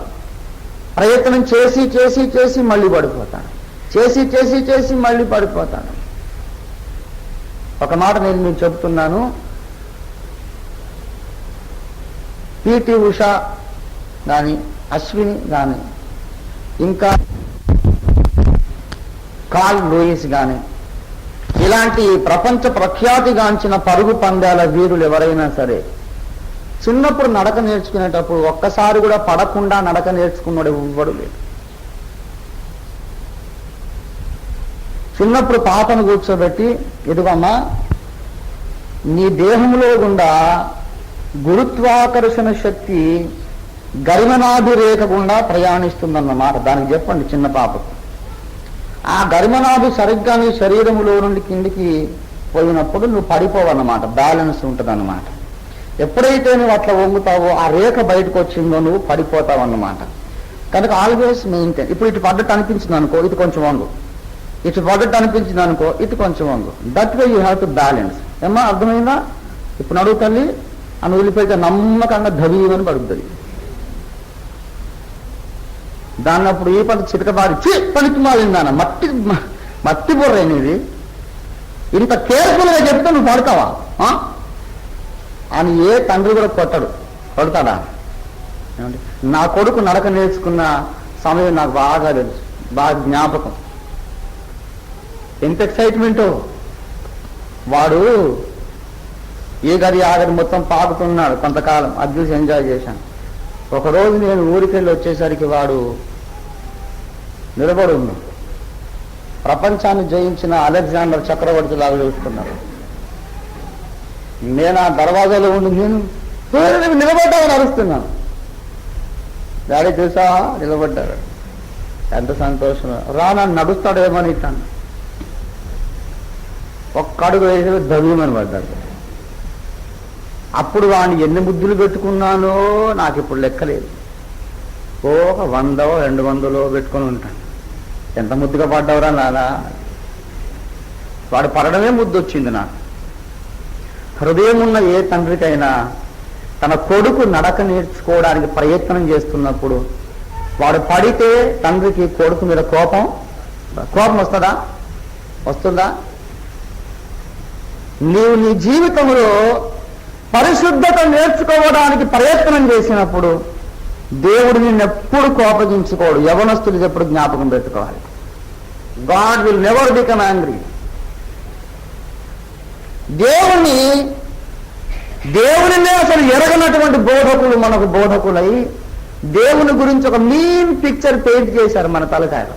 God is not such a foolish person. నడక నేర్చుకునేటప్పుడు ఒకసారి పడతాం. పడ్డప్పుడు వాడు ఏమనుకుంటాడు, బాబు ఇక మన బతికి ఇంతేలాగుంది, అమ్మ నాన్న చూస్తే బాగా నడుస్తున్నారు, మేము లేచి దవ్యమని పడ్డాం, పోనీ ఇంకోసారి ట్రై చేద్దామని మళ్ళీ లేచి మళ్ళీ దవ్యమని పడతాడు. 3 సార్లు అయింది ఇప్పటికీ, ఇక నాకు నడుకొచ్చేలాగా లేదు, నా లైఫ్ ఇంతేలాగుంది, మనం పాకడంతో దేకడంతోనే సెటిల్ అయిపోదాం అనుకుంటాడా? No, he will try again and again until he learns to walk. ఆత్మీయ జీవితంలో పరిశుద్ధత కూడా అంతే. Never give up. Keep on trying and you shawl become a saint someday. You shawl become an Elijah someday. Keep on trying. ప్రయత్నం చేయండి. Don't give up. ప్రయత్నం ఎప్పుడు మానుకోవద్దు. ఒక మాట చెప్తాను మీకు. మొదటిసారి వాడు ఒక్కడుగేసి దవ్యమని పడతాడు, అయినా వదులుకోడు, పట్టు వదలకుండా మళ్ళీగా. రేపు ఇవాళ దినమంతా ట్రై చేశాడు అనుకోండి, రేపు 2 అడుగులేసి పడతాడు, ఎల్లుండి 3 అడుగులేసి పడ్డమే రైతే. కానీ ఒకసారి పడ్డానికి 2వ రోజు పడ్డానికి మధ్యలో స్టాండింగ్ అనేది ఎక్కువ డ్యూరేషన్ అవుతుంది. తర్వాత 5-6 అడుగులు వేసిన దాకా బ్యాలెన్స్ ఉంటుంది. ఇక తర్వాత 10 అడుగులు 20 అడుగులు వాడే రేపు ఒలింపిక్ రన్నింగ్ ఛాంపియన్ కావచ్చు. 1 అడుగు వేసి పడ్డాడు, మెల్లిమెల్లిగా 10 అడుగులు వేసి పడ్డాడు, రాను పడకుండానే నడక నేర్చుకున్నాడు. దేవునికి స్తోత్రం కలుగును గాక. పౌలు గాని, పేతురు గాని, యోహాను గాని, దావీదు గాని ఎవరైనా సరే ఒక్కసారి కూడా పడకుండా నడక నేర్చుకున్న వీరుడు యేసయ్య ఒక్కడేనండి. మనమందరం పడి లేచి నడక నేర్చుకున్న వాళ్ళమే. నేను యథార్థంగా చెప్తున్నా. దేవునికి స్తోత్రం కలుగును గాక. హల్లెలూయా, హల్లెలూయా. దేవుని బిడ్డలారా, పరిశుద్ధత అనేది నీవు కొన్ని ఏళ్ల తరబడి సాధన చెయ్యాలి. దేవభక్తి విషయములో నీకు నీవే సాధకము. దేవునికి మహిమ కలుగును గాక. హల్లెలూయా.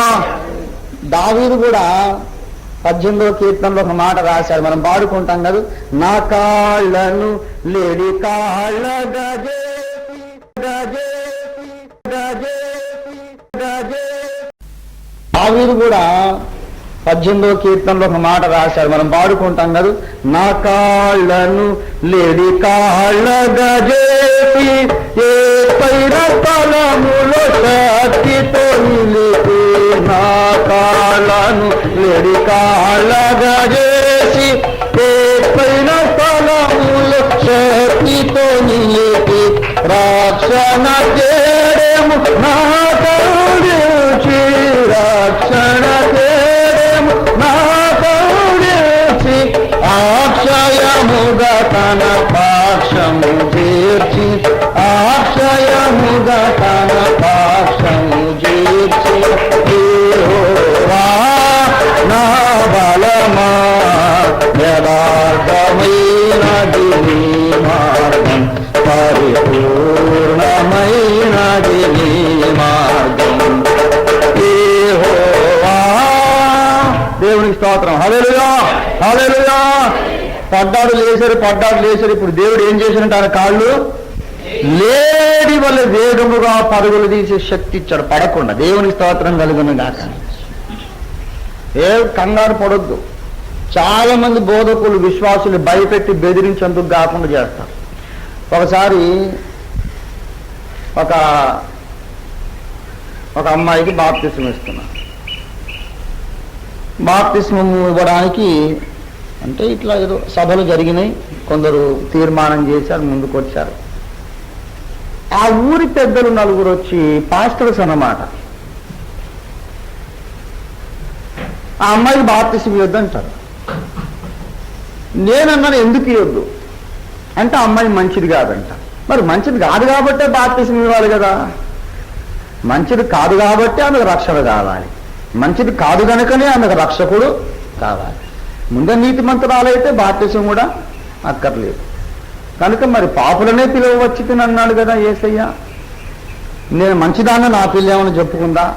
కంటికి మంటికి ఏకదారి ఏడుస్తుంది, ప్రభువా నా పాపాలు క్షమించమని. ఆ అమ్మాయి ఎంత ఏడుస్తుందంటే నాకే జాలేసి, అమ్మా నీ పాపాలు క్షమించబడైపో అందామని అనిపించింది. కానీ నేనంటే చెల్లదుగా, దేవుడు అనాలా. ఆ పిల్ల నన్ను చూసి నోరు మూసుకోరా, నువ్వే నా పాపాలు క్షమించడం కోపడేలాగుంది కాబట్టి నేను గమ్మున ఊరుకున్నాను. దేవా నువ్వే ఆమెకు ఆదరణ ఇవ్వాలని ప్రార్థన చేస్తున్నా. అంత కన్నీరు గారిస్తే ఏ పాపమున్నా ఉండదండి, ఎప్పుడో కడుగబడుతుంది. ఆయన క్షమించుటకు సిద్ధమైన. అరే దేవుణ్ణి ఏమర్థం చేసుకున్నారో నాకు అర్థం కాదు. వీళ్ళు సీనియర్ మోస్ట్ సేవకులు వచ్చి మారు మనసు పొంది కన్నీరు కారిస్తే కార్పెట్ దడిచింది ఆ కూర్చున్న కాడ. బాప్తిస్మం ఇవ్వద్దంట. ఎందుకు ఇవ్వదు, నేను ఇస్తానని చెప్పాను. లేదండి మీకు తెలియదు ఆ పిల్ల మంచిది కాదంటే, మంచిది కాదని ఏడ్చింది కదా, అయిపోయిందంటే. మారు మనసు పొందా కాదు ఆమె మళ్ళీ నిలబడుతుందో లేదో, మళ్ళీ పడిపోతుందేమో మాకు అనుమానం అన్నాడు. నీ నమ్మకం ఎవడికి కావాలి, అనుమానం ఎవడికి కావాలి? ఆమెకి ఆమె రక్షకుడికి మధ్యలో ఉన్న ఫెయిత్ అది. నీ సర్టిఫికేట్ ఎవడికి కావాలి ఇక్కడ? కాదు మాకు నమ్మకం లేదండి, ఆమె మళ్ళీ పడిపోతున్నాను, మళ్ళీ పడిపోతాను. నేను అన్నాను సరే ఇప్పుడు కాదు, ఇంకో సంవత్సరం అయ్యాక బాప్తిస్మం ఇస్తాను. సంవత్సరం పాటు ఆమె సంఘానికి వచ్చి క్రమంగా ప్రార్థనలో ఉంటుంది, పరిశుద్ధంగా బ్రతుకుతుంది, ఏ రిమార్క్ లేకుండా ఉంటుంది. ఆ తర్వాత బాప్తిస్మం ఇవ్వనిస్తారు నన్ను అంటే అప్పుడు ఇవ్వనిస్తాం. 1 year పాటు ఏ రిమార్క్ లేకుండా బ్రతికిన తర్వాత ఆ అమ్మాయి ఆ తర్వాత పడిపోదు అనే గ్యారంటీ మీకున్నదా? బాప్తిస్మం ఇచ్చాక మళ్ళీ పడిపోతే అలాగా అంటున్నారు. ఎన్నేళ్ళు కనిపెట్టిన తర్వాత నేను బాప్తిస్మం ఇస్తే మీకు గ్యారంటీ ఉంటుంది ఆమె పడిపోదని? ఎన్నేళ్ళు? ఒక 30 ఏళ్ళు కనిపెట్టిన తర్వాత బాప్తిస్మం ఇస్తే ఇక ఎప్పటికీ పడిపోరు అనేది ఉందా అంటే అది లేదంటున్నారు. మరి నీ గ్యారంటీ ఎప్పటికి వస్తుంది, నేను ఎప్పటికీ ఇవ్వనిస్తావు బాప్తిస్మం? అది కాదండి బాప్తిస్మం దాకా మళ్ళీ తప్పు చేస్తే అలాగా అని. నాకు చిరురెత్తిపోయింది. నేను అడిగాను, పాస్టర్ గారు నా కళ్ళల్లో కళ్ళు పెట్టి చూసి చెప్పండి, మీరు బాప్తిస్మం పొందిన తర్వాత ప్రభువా తప్పు చేశానని క్షమించు నాయనా అని ఏడ్చిన సందర్భం ఒక్కటి కూడా నీ బ్రతుకులో రాలేదా? ఆఫ్టర్ బ్యాప్టిజం దేవా తప్పు అయిపోయిందయ్యా క్షమించమని ఎప్పుడు నువ్వు అడగాల్సిన అవసరం రాలేదా? అంటే ఎందుకు రాలేదు సార్, 100 సార్లు వచ్చింది అంటున్నాడు. నీకేమో 100 సార్లు దేవుని కృప కావాలి, ఆ అమ్మాయికేమో కృప వద్దా? నువ్వు అడుక్కున్నావు 100 సార్లు కృప, అడుక్కుంటుంది అలాగే పొందని. పరిశుద్ధత అనేది ఓవర్ నైట్ వచ్చేది కాదు, ఎప్పుడు మీరు అలాగనుకోరు. విక్టోరియస్ లైఫ్ అనేది, విజయ జీవితం అనేది, జయ జీవితం అనేది ఆల్ ఆఫ్ సడన్ వచ్చేది కాదు. పౌలు వంటి మహాభక్తుడే ఏమన్నాడంటే, నేను చేయగోరుచున్నా మేలు చెయ్యక చేయగోరని కీడునే నేనేమి చేయుచున్నానో నేను ఎరుగకయే చేయుచున్నాను. నా యందు అనగా నా శరీరం అందు మంచిది ఏదియో నివసింపదని జరుగుతున్నాను. పౌలే మహాభక్తుడే అలాగంటుంటే, ఈనాడు కొత్తగా నువ్వు ప్రభువులోకి వచ్చాక దేవుని బిడలారా, దేవుని కృప నేను ఎప్పుడు విడిచిపోదు, నేను ఎప్పుడు అలా అనుకోవద్దు. God is so gracious, so merciful. You shall never become truly victorious until you try or you learn to lean upon the grace of God. దేవుని కృప మీద ఆనుకోవడం నువ్వు నేర్చుకునేదాకా పరిశుద్ధ జీవితం అనేది నీకు రానే. కృప అడుక్కో ఎప్పటికప్పుడు, యూ బికమ్ హోలీ ఆటోమేటికలీ. కృప కాకుండా నువ్వు సొంత ప్రయత్నం అని నువ్వు బతుకాలం ట్రై చేసి నువ్వు పడిపోవడం guarantee.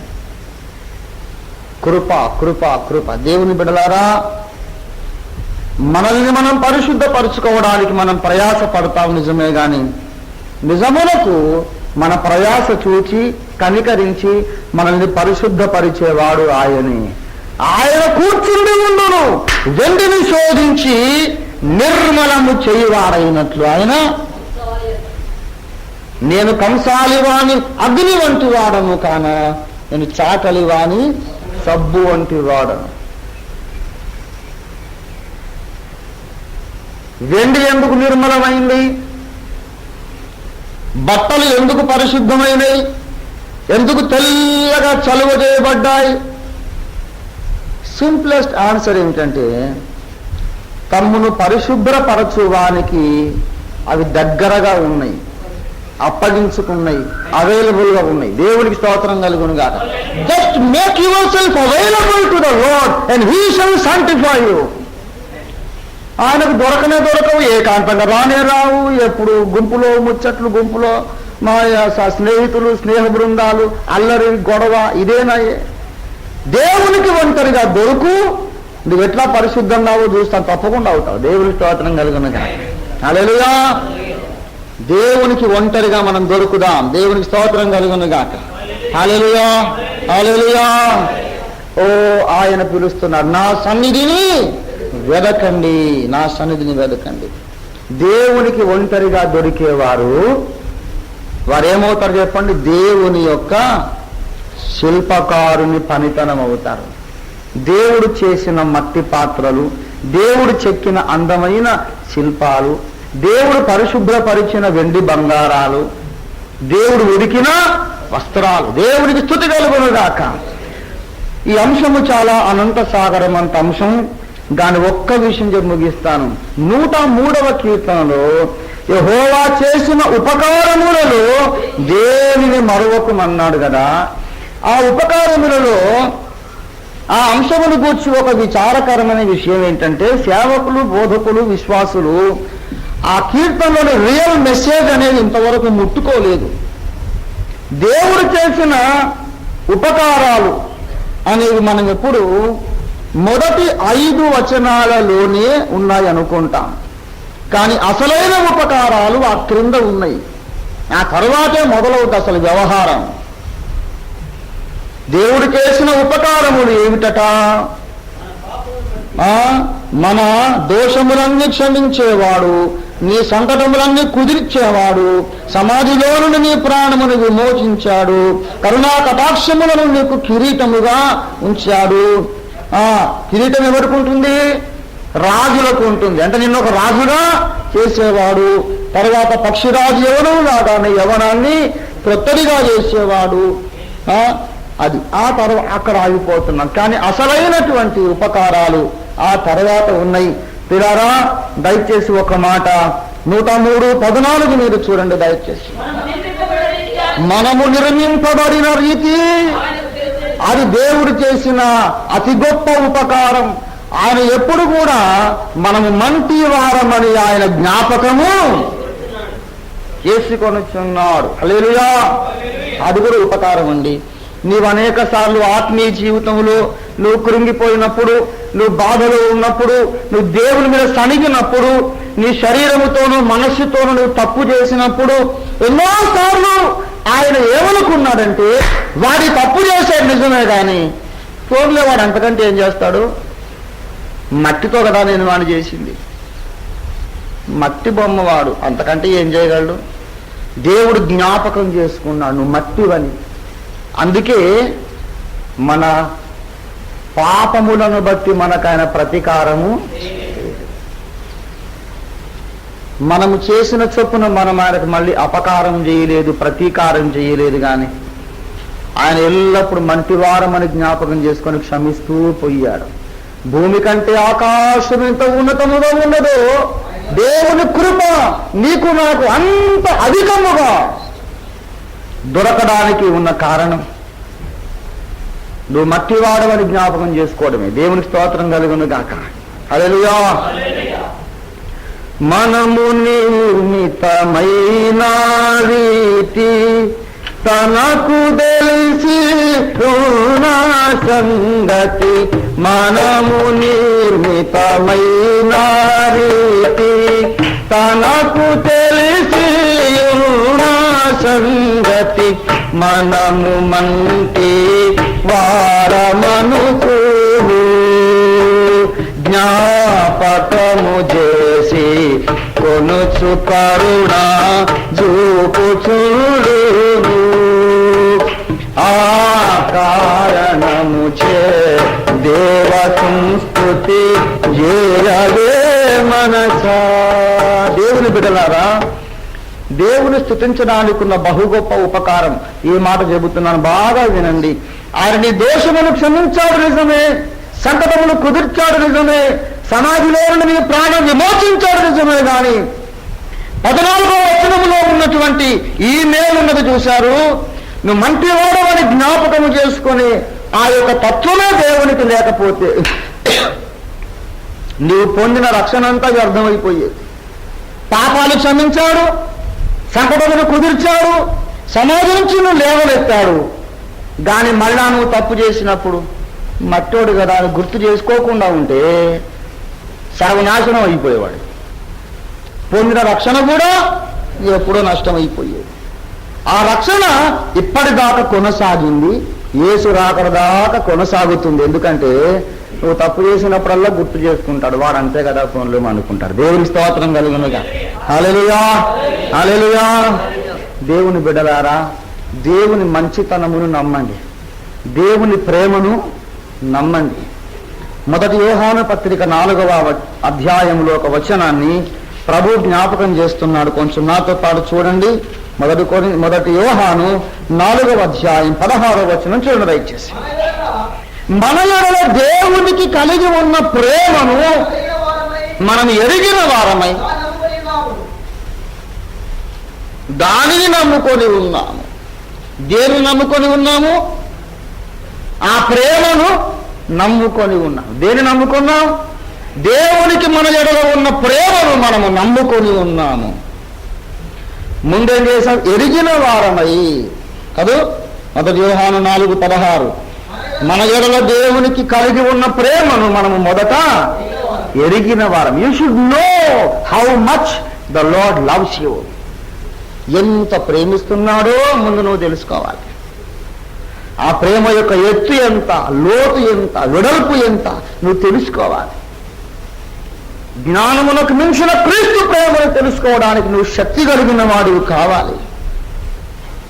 The love that passeth all understanding, that is beyond our comprehension, the great heavenly agape love, పరలోకపు ప్రేమ, కొలతలకు అందనటువంటి ప్రేమ. ఆయన ఎంత ప్రేమిస్తున్నాడో మనం ఎరిగి ఆ ప్రేమను నమ్ముకొని ఉన్నాము. దేవుడికి స్తోత్రం కలుగునుగాక. దేవుడు మన పట్ల చూపిన ప్రేమను మనం నమ్మకపోతే, ఆయన మనకు ఇవ్వబోతున్న క్షమాపణను మనం నమ్మకపోతే, ఇక రక్షణానందం ఏముందో నాకు అర్థం కాదు. రక్షణానందం లేకుండా ఎప్పుడు కొంతమంది ఏడు ముఖం పెట్టుకొని ఉంటారు, నవ్వనే నవ్వరు. నవ్వితే పాపం అనుకున్నట్టు కొందరు ఉంటారు. కొంతమందిని చూస్తే నాకు ఎంత కోపం అంటే అసలు నవ్వనే నవ్వరు. కొంతమంది అంతసేపు మామూలుగా ఉన్న ముఖం, నేను జోకే కానీ మొత్తం ముఖం సీరియస్గా పెడతారు. నవ్వితే పాపం, నవ్వరు. వాళ్ళని కుర్చీకి కట్టేసి గట్టి కిటకితలు పెట్టి నవ్విచ్చి చంపాలనిపిస్తుంది నాకు. 126వ కీర్తనలో అంటాడు, మన నోటి నిండా నవ్వు ఉండేది. ఏముండేను? అరే నవ్వండి సార్, సంతోషంగా ఉండండి. The lord loves you, he has forgiven you freely. దేవుని స్తోత్రం కలుగును గాక. ఎప్పుడు మన కొంపంత మునిగిపోయినట్టు, మన మిల్లంతా కూడా తిన్నట్టు అలా ఉండొద్దు.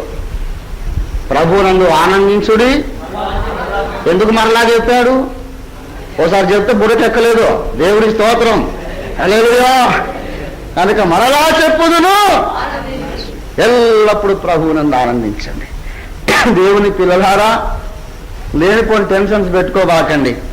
మిమ్మల్ని పరిశుద్ధపరిచే బాధ్యత ఆయన తీసుకున్నాడు. మీరు చేసే దేవుడు ఆయన దొరకండి అంతే. దేవునికి స్తోత్రం కలిగినగా. హల్లెలూయా. అయితే ఇంతకు 103వ కీర్తన అసలు అంశానికి రాలా నేను. అందులో ఉన్న అతి గొప్ప మేలు ఆఖరణ ఏమంటాడంటే 22 లాస్ట్ వర్స్. కొంచెం ఆగండి. ఆఖరాఖరి వచనాలలో ఎవరెవరు ఆయన్ని స్తుతించాలో 20 నుండి చెబుతాను. నేను చెబుతున్నా. యెహోవా దూతలారా, ఆయన ఆజ్ఞకు లోబడి ప్రభు యొక్క వాక్యము, ఆయన వాక్యము నెరవేర్చు బలశూరులారా, ఆయన్ను మీరు సమ్మతించండి. సైన్యములారా, పరిచారకులారా, ఆయన సన్నతించుడి. కొంచెం ఆగండి. 20వ వచనములో దూతలారా సన్నతించుడి, ఆయన వాక్యములలో నెరవేర్చు బలశూరులారా సన్నతించుడి. 21లో యెహోవా సైన్యములారా సన్నతించుడి, యెహోవా పరిచారకులారా సన్నతించుడి. 22లో ఆయన సర్వ కార్యములారా సన్నతించుడి. అంటే దేవుని చేతి పనులారా అన్నమాట. అందుకొరకు నేను ఆ వచనం చదివించాను. ఎవరు వీళ్ళు? దూతలు అంటే వ్యక్తులు, పరిచారకులు అంటే వ్యక్తులు, బలశూరులు అంటే వ్యక్తులు. మరి సర్వ కార్యములు అన్నోళ్ళు కూడా ఎవరై ఉండాలి? రాళ్ళు రప్పలు కాదు. We are the workmanship of God అన్నాడు కదా. మనము దేవుడు చేసిన పని అయి ఉన్నాము. పని అంటే తెలుగు మాట, కార్యం అంటే సంస్కృత శబ్దం. దేవుని యొక్క సర్వకార్యములారా అంటే దేవుని చేతి పనులారా అన్న మాట అర్థమైందా? దేవుని చేతి పనులారా మీరందరూ ఆయనను సన్నతించుడి. దోషములు క్షమించే దగ్గర మొదలు పెట్టాడు. అల్టిమేట్గా ఎక్కడికి వచ్చామంటే దేవుడు చెక్కిన శిల్పంగా మారిపోయినాం. దేవుని స్తోత్రం కలుగును గాక. హల్లెలూయా. దేవుడు చేసిన ఉపకారములలోకెల్లా శ్రేష్టమైంది నన్ను ఒక శిల్పము వలె చెక్కుట. దేవునికి స్తుతి కలుగును గాక. హల్లెలూయా. ఎంత ఓపికగాను దినాలు, ఏండ్లు నా మీద ఆయన గడిపి కేటాయించి నన్ను చెక్కడానికి ఇష్టపడుతున్నాడు, నిన్ను చెక్కడానికి ఇష్టపడుతున్నాడు. అయితే నీవు ఆయనకు ఒంటరిగా దొరకాలి. తప్పకుండా make it a point from today. Every day గంట, 2 గంటలు, 3 గంటలు దేవునితో ఏకాంతంగా మాట్లాడు. దేవుడు నిన్ను ఆ రీతిగా చెక్కి పరిశుభ్రపరిచి నిన్ను దీవించి వాడుకొనుగాక. ప్రభు ఈ మాటలు మనలో ఫలించునుగాక. ప్రార్థన చేసుకుందాం. దయచేసి తలలు వంచండి.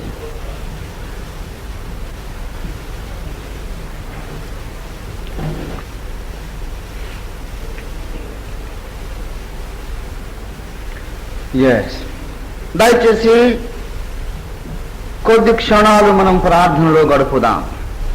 సమయం ఏమీ మించిపోలేదు. కొంచెం ప్రార్థనలో గడుపుదాం. ప్రతివారు ప్రార్థించండి. Everyone, I want you to pray please. I want all the young sisters and brothers to pray. Every eye closed and every head bowed, please.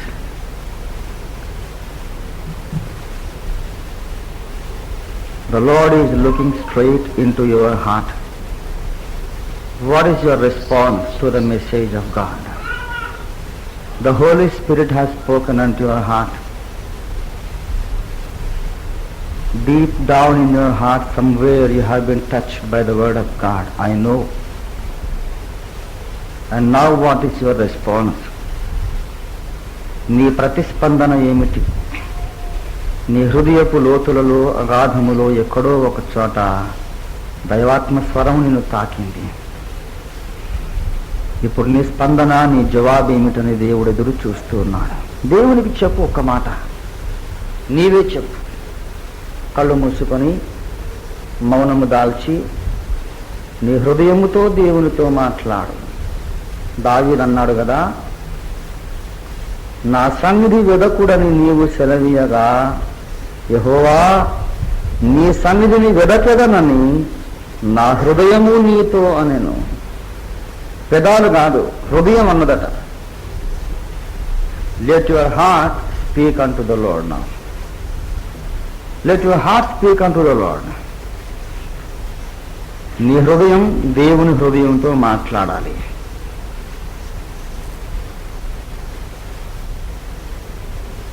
దేవునికి చెప్పండి, దేవా ఇది మొదలుకొని రోజు 1 గంటైనా నేను నీకు ఒంటరిగా దొరుకుతానయ్యా, నాకు సహాయము చేయమని ప్రభువుని అడగండి.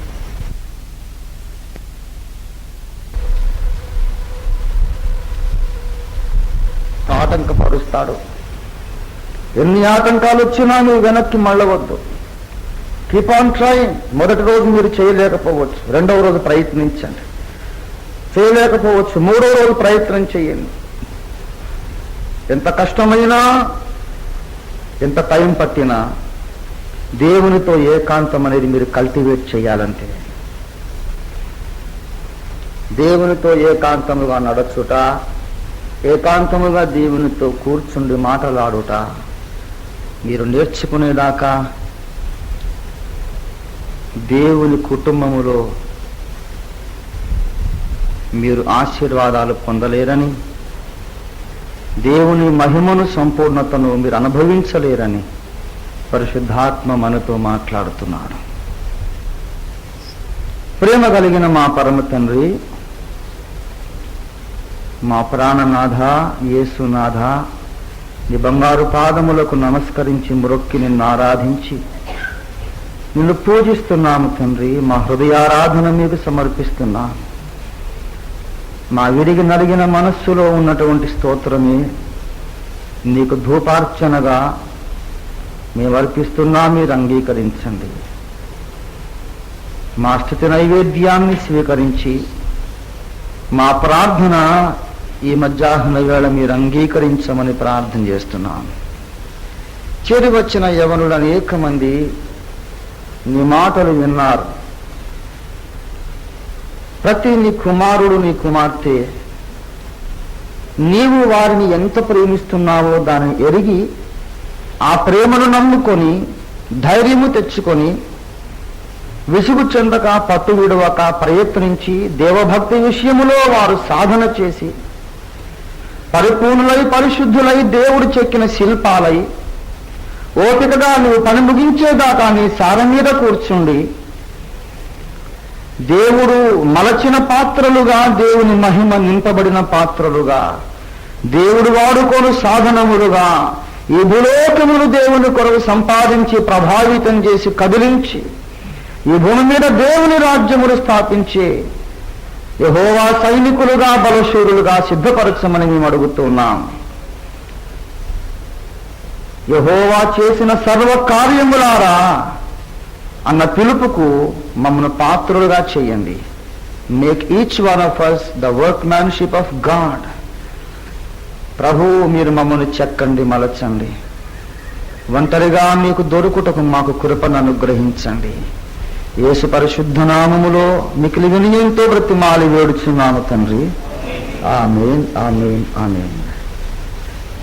మన తండ్రి అయిన దేవుని ప్రేమ, మన రక్షకుడైన యేసునాథుని శాశ్వత కృప, పరిశుద్ధాత్మ దేవుడి తోడి నిత్య సహవాసం, అనుదిన సహవాసం మనకందరికీ ప్రభుని యేసు రెండవ రాకడ పర్యంతము సదా తోడై ఉండును గాక. హల్లెలూయా, హల్లెలూయా.